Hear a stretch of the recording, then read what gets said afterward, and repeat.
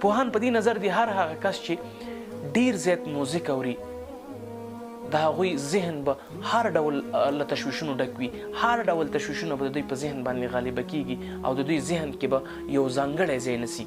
څنګه چې یوه حشره ونه یا هم یو نبات تخریبوي، نو د انسان ذهن هم ساز او سرود داسې تخریبوي لکه څنګه چې دا حشره یو نبات تخریبوي. او د دوی پر ذهن باندې به هر ډول فشارونه راځي، د دوی ذهن به هر ډول فشارونه نیولی او بې لامله همدا کیږي چې د انسان یا د خودکشۍ طرف ته کش کاږي، یا انسان ځان وژنې ته اړ کیږي، او یا هم انسان د لیونتوب طرف ته ځي. دا لامل هم همدا ده چې موزیک اورېدل د انسان پر ذهن باندې مستقیما منفي اغېزه غورځوي. تاسې وګورئ ډېر کله هغه ځوانان چې ډېر زیات موزیک اوري هغوی به جسما له تاسې سره وي خو ذهنا نه به بل چېرته وي، ذهن به د هغه به بل ځای کې وي.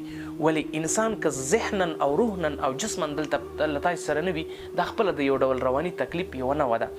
هیڅ وخت تاسې موزیک مه اورئ ځکه چې ساز او سرود موزیک اورېدل ستا په ذهن باندې منفي اغېزه غورځوي. دوهمه خبره دا ده چې ساز یا سرود اورېدل ستا د زړه ضربه زیاتوي.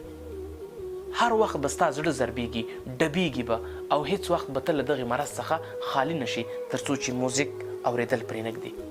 دریمه خبره دا ده چې موزیک اورېدل ستا د وینې فشار لوړوي او ټیټوي هم. که غواړئ چې چېرته ستاسې د وینې فشار نه ښکته او یا کم شي، په درمیانه حالات کې پاتې شي، موزیک مه اورئ ځکه چې کاملا یو ښه صحت به ولرئ، د یو سالم صحت څښتنان به اوسئ.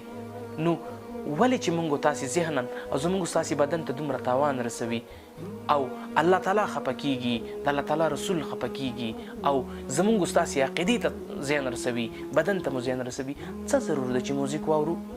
هیڅ ضرور نه ده. راځئ چې سر له ننه تاهوت پر همدې وکړو چې هیڅ وخت د موږ تاسې سرود نه اورو. ساز او سرود اورېدل خو د انسان ذهن کمزوری کوي. زیات کسان د لیونۍ، لیونتوب او یا هم د بربادۍ کندې